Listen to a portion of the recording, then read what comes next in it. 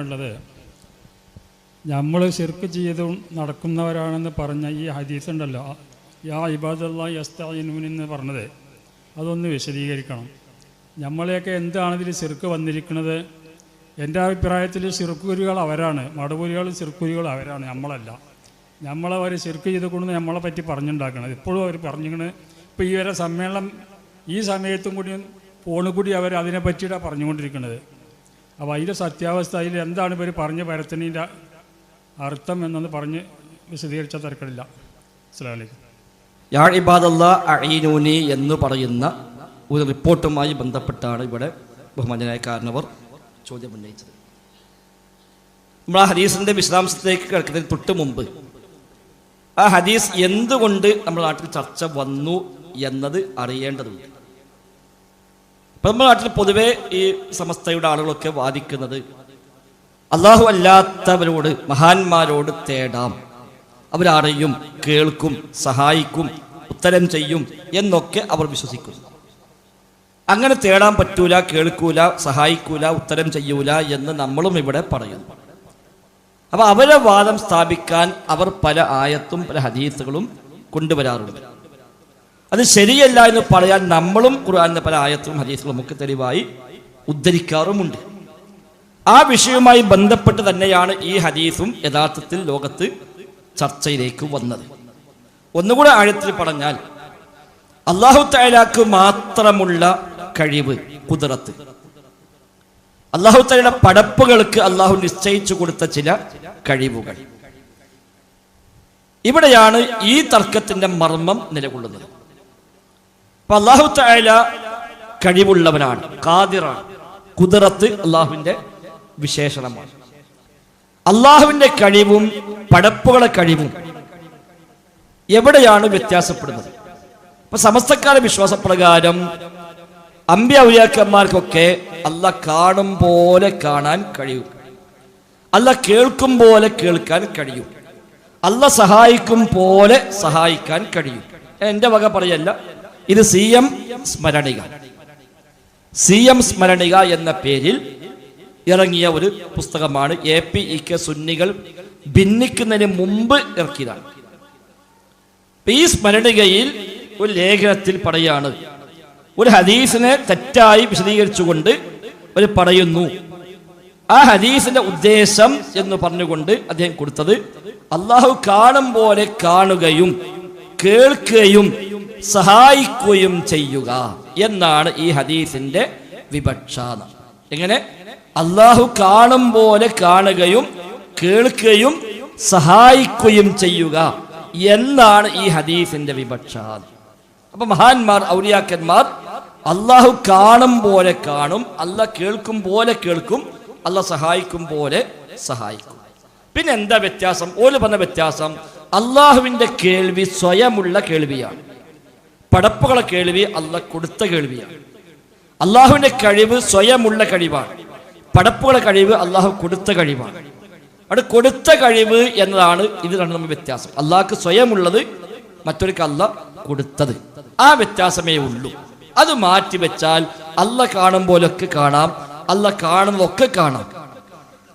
സമസ്തന്റെ president Jifri തങ്ങൾ പ്രഖ്യാപിച്ചു, അല്ലാഹ് കാണുന്നതൊക്കെ കാണും, അല്ലാഹ് ചെയ്യുന്നതൊക്കെ ചെയ്യും എന്നാണ്. അപ്പൊ അല്ലാഹ് എന്തൊക്കെ കാണോ അതൊക്കെ മഹാന്മാരും കാണും, അല്ലാഹ് എന്തൊക്കെ ചെയ്യോ അതൊക്കെ മഹാന്മാരും ചെയ്യും. എന്താ വ്യത്യാസം?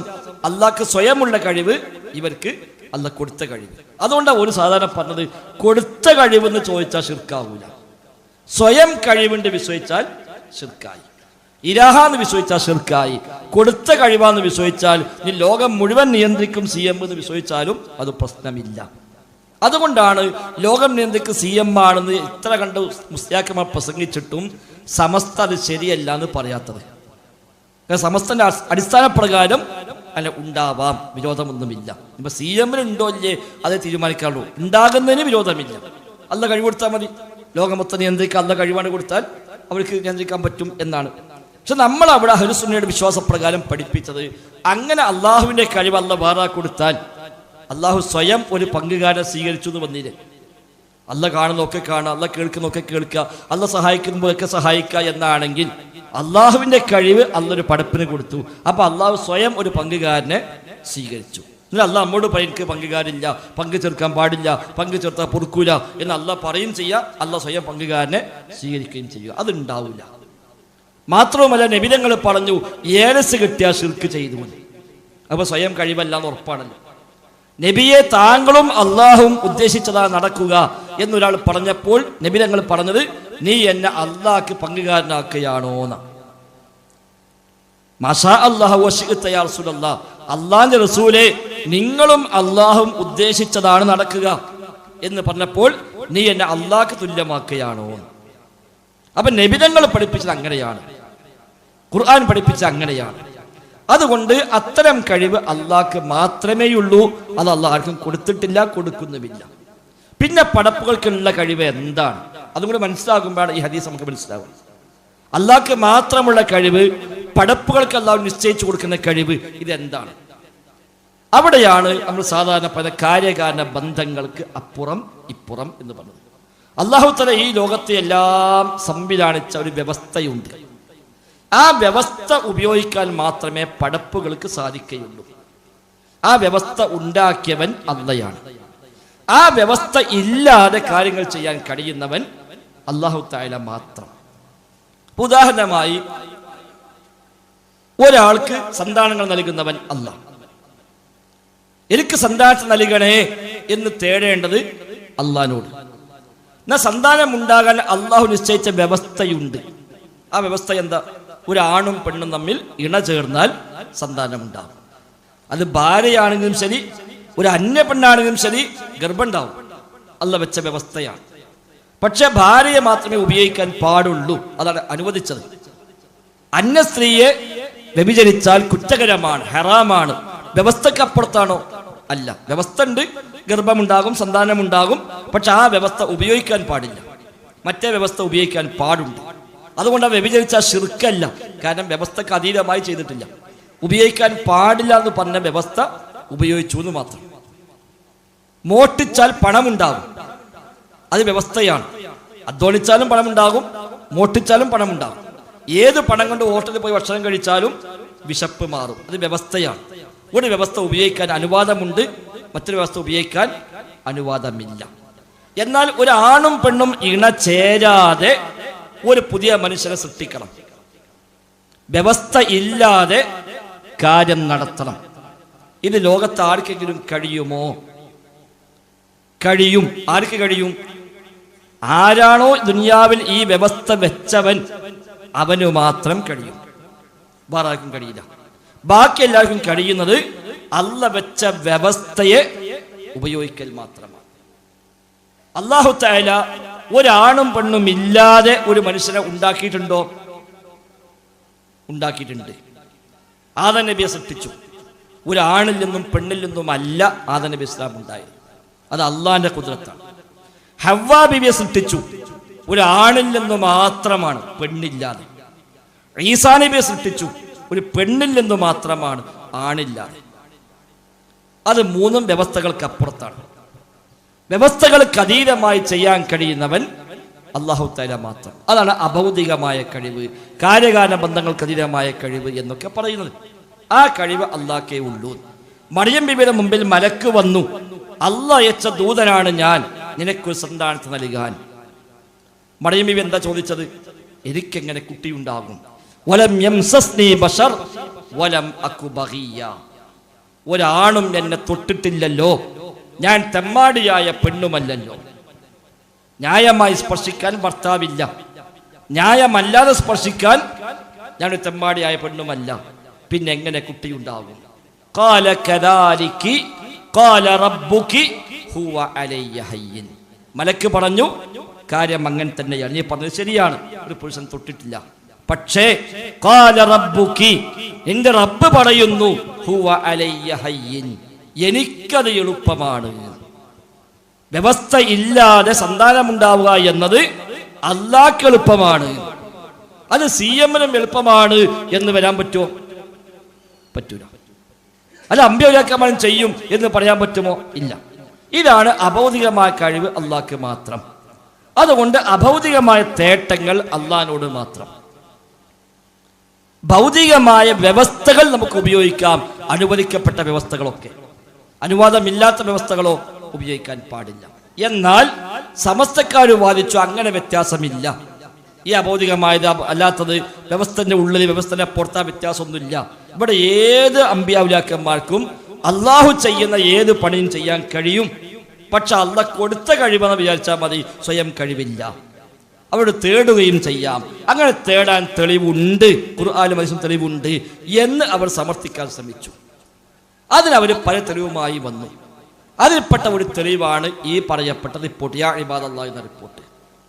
അതായത് ഒരു ഹദീസിൽ വന്ന പ്രയോഗം, ആ ഹദീസ് സ്വഹീഹല്ല, സ്വീകാര്യയോഗ്യമായ ഹദീസല്ല. അവര് ഏത് ഹദീസും കൊണ്ടും, സ്വഹീഹ് ആയതും കൊണ്ടും അല്ലാത്തതും കൊണ്ടും ഹദീസ് ഉണ്ടാക്കിയും കൊണ്ടും അതിന് ഒരിക്കലും മുടക്കൊന്നുമില്ല. ചിലപ്പോൾ സ്വഹീഹ് ആയത് കൊണ്ടും, ഉദാഹരണമായിട്ട് നബി തങ്ങൾ പറഞ്ഞു, ഒരു നാട്ടിൽ ചെന്നിറങ്ങിയ പ്രാർത്ഥിക്കാതെ പ്രാർത്ഥന, അഊദു ബികലിമാത്തില്ലാഹി താമ്മാത്തി മിൻ ശർരി മാ ഖലഖ്. സാധാരണ മുസ്ലിയാക്കന്മാരെ പറയും ഇത് ഔലിയാക്കന്മാർ തേടാൻ തെളിവാണ്. അഊദു ബികലിമാത്തില്ലാഹി താമ്മ, അള്ളാഹുവിന്റെ പരിപൂർണമായ വചനങ്ങൾ മുഖേന ഞാൻ കാവലിനെ തേടുന്നു. മിൻ ശർരി മാ ഖലഖ്, അവൻ സൃഷ്ടിച്ച എല്ലാത്തിൻ്റെയും ഷെറിൽ നിന്ന് കാവലിനെ തേടുന്നു. അപ്പോൾ അവിടെ ഉസ്താദന്മാർ പറയും അവിടെ കലിമാത്തുല്ലാഹി താമ്മാത്ത് എന്ന് പറഞ്ഞാൽ ഔലിയാക്കന്മാരാണ്, ഹദീസ് സ്വഹീഹാണ്. അപ്പൊ അവിടെ നമ്മൾ മറുപടി എന്താ പറയാ, ഈ ഹദീസ് സ്വഹീഹാണ്. എന്നാൽ ഈ ഹദീസ് പറഞ്ഞ കലിമാത്തുല്ലാ എന്നത് ഔലിയാക്കന്മാരല്ല. പിന്നെ എന്താണ് കലിമാത്ത്? അത് അള്ളാഹുവിന്റെ വചനങ്ങൾ എന്നാണ്. അപ്പൊ അള്ളാഹുവിന്റെ കുൻ എന്ന വചനമാകാം, അതല്ലാത്ത വചനങ്ങളാകാം. അള്ളാഹിന്റെ കലിമാത്ത് എന്നേ പറഞ്ഞിട്ടുള്ളൂ, അല്ല ഔലിയാക്കന്മാരല്ല ഉദ്ദേശം. ഹദീസ് സ്വഹീഹാണ്, ആ പ്രാർത്ഥന നിർവഹിക്കാം എന്ന ഉദ്ദേശം ഔലിയാക്കളല്ല. അത് അവർ പറഞ്ഞ ഒരു തെളിവ്. അതുപോലെ മറ്റൊരു തെളിവാണ്, ഒരു വിജനമായ സ്ഥലത്തെത്തി നിങ്ങൾക്ക് വഴിതെറ്റി സഹായിക്കാൻ ആരുമില്ല എങ്കിൽ അള്ളാഹുവിന്റെ അടിമകളെ എന്നെ സഹായിക്കൂ എന്ന് നിങ്ങൾ പറഞ്ഞുകൊള്ളുക. അള്ളാഹുവിന് ചില അടിമകളുണ്ട്, നിങ്ങൾ അവരെ കാണുകയില്ല. നിങ്ങൾ കാണാത്ത ചില അടിമകൾ അള്ളാഹുവിനുണ്ട്. അതുകൊണ്ട് അള്ളാഹുവിന്റെ അടിമകളെ സഹായിക്കൂ എന്ന് നിങ്ങൾ പറഞ്ഞുകൊള്ളുക എന്നാണ് ഹദീസിൽ വന്നത്. ആ ഹദീസ് സ്വഹീഹല്ല. അതുകൊണ്ട് ആ ഹദീസ് ജീവിതത്തിൽ പാലിക്കാൻ പറ്റില്ല, പ്രാവർത്തികമാക്കാൻ പറ്റില്ല.